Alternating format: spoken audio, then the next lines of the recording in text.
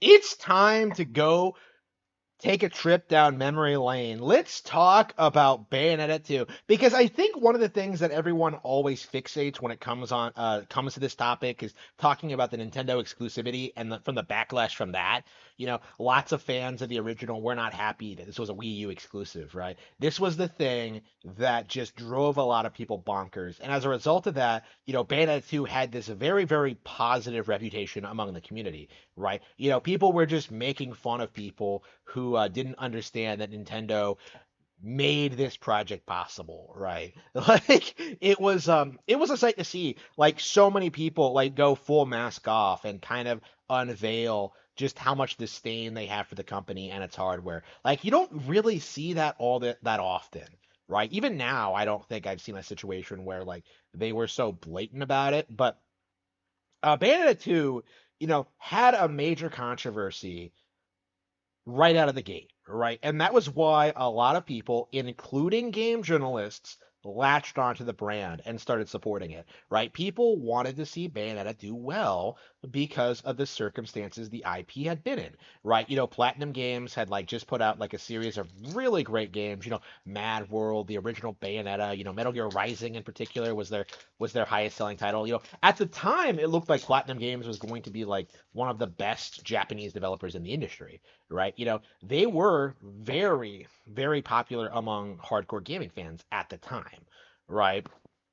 So like seeing so many people like get enthusiastic about Bayonetta 2, like it kind of led to this domino effect where game journalists were just like, okay, how are we going to subvert this situation for our own agenda, right? And this is kind of what I want to focus on today, right? Because I think when it comes to Gamergate, right now, like the issue is that a lot of people are hyper fixating on like the games that game journalists give like poor coverage to, right? That's what everyone's doing with like Stellar Blade and stuff like that, Dragon's Dogma 2 to a certain extent, right? Like there are lots of like examples of them like giving bad scores to good games, right? And that annoys a lot of people.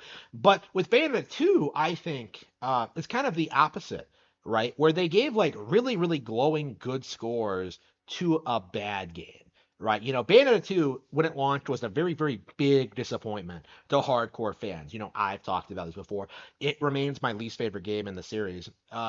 You know, I'm sure like a lot of people, other people have talked about this. Like 2 is not as good as people make it out to be. But because there were so many casuals on board, because there were so many game journalists on board with this one, like the game had a shockingly high Metacritic score. It had like a 92, which is like insane when you think about how the game isn't anywhere near as good as the first one or the third, right?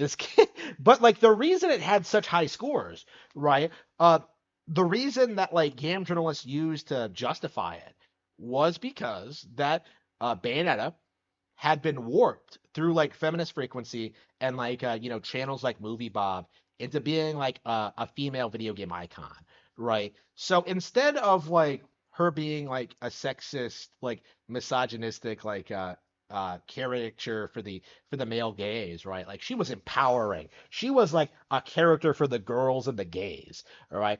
She was unashamedly female, and in the eyes of the game journalists at the time, that was unfathomably based, right?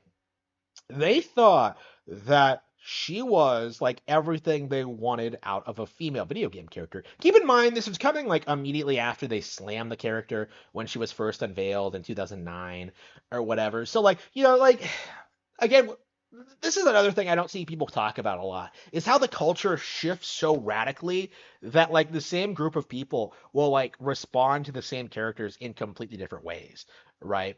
Like Bayonetta went from like being hated to being beloved to being hated again for like completely different reasons by the same group of people, even though like the character arc made perfect sense, right? It had nothing to do with the character or the developers or the way the games turned out. It was because of the image manufactured by the community, right? Manufactured by the game journalists. So with Bayonetta 2, like the big thing that surfaced from this was that like, okay, game journalists are going to give this game high scores. They're going to praise its female video game lead for her creativity and her charm, right? They're going to hype her up as like a legitimately good female video game protagonist, right?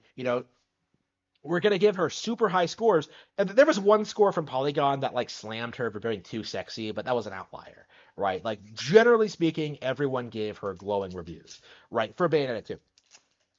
And the thing that surfaced from this, right, the thing that like manufactured from this were like the secondaries.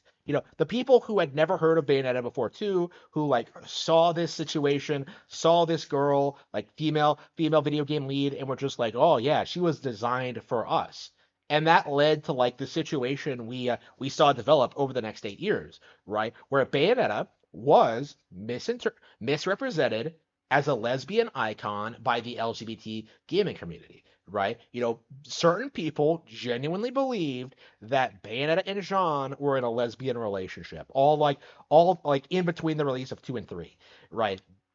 Whenever you see people like complain about like the ending of 3 specifically, like the story of 3, like they're talking about the ending specifically, the one where it makes it very abundantly clear that like Bayonetta and Luca are like destined to be together, and that Viola is their cute daughter, and they have a family together. Like it's like unfathomably based. But to that audience, right? That audience of like just secondaries, YouTubers like Mac Muscles and like all of these people, right? Like there were a lot of people who were furious at this. You can see like when like Cereza and the Lost Demon got announced at like the Game Awards, I think it was for 2022.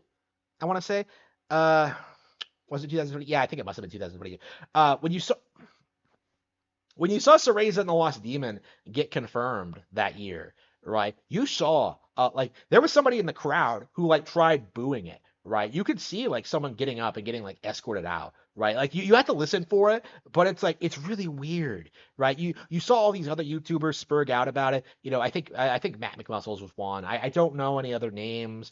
I think Susie Hunter like complained about it, like, but like yeah, the reality was that there was a very, very big backlash among these fake fans at the time because the image that they had built up for themselves over the past 8 years that Bayonetta was a was an LGBT icon was completely bonked in like the most glorious way possible, right? This would be the equivalent if like the Persona developers came out and like said that like Naoto got married and had a kid, and like that kid became a detective, and she became like a really cool, like well-respected female detective and stuff like that. Like that goes against like the entire narrative of like the character, right? Is that the character is supposed to be trans in the eyes of that community, right? Like you have like a handful of characters like this, and but in Bayonetta's case, like they decided to like address it openly in the game and like make it very clear that she likes men. It was obvious right from the get-go from those of us who played the games, like where this was gonna go. But like, there was real concerns that they would like pull a Korra with it. I talked about this, that they would like retcon it to like make these people happy, but they did the opposite instead, which is like unfathomably based. Um, but yeah, like that led to the character becoming unpopular again, right? And it just goes to show you, like, again, this is why I have such an issue with Stellar Blade. I do believe people people are playing right into like PlayStation's hands with this, right? You're gonna play this game, you're gonna get this girl, and then like, okay, what are they gonna do? They're gonna take the money and like produce The Last of Us Part 3, right? They're gonna produce more stuff that you don't like, right? Like, what about Stellar Blade is so spectacular that like, oh, this cute Korean girl, like that's all I need? Like, really, bro? Like, like to me, it's like I don't necessarily look at the backlash to Stellar Blade and believe it's authentic, right? Because we saw this with Bayonetta, right? Game journalists are just going to change their opinion in order to suit the narrative.